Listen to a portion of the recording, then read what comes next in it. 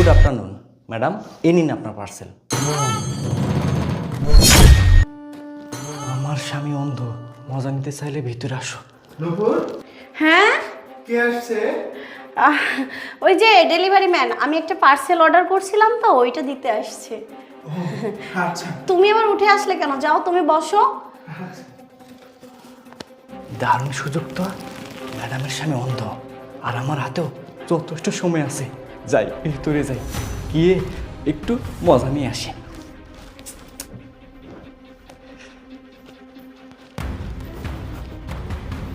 নূপুর, হ্যাঁ হ্যাঁ বলো, এই তো আমি। ওই ডেলিভারি ম্যানটা কি চলে গেছে? হ্যাঁ, ও তো আমার পার্সেলটা দিয়েই চলে গেছে।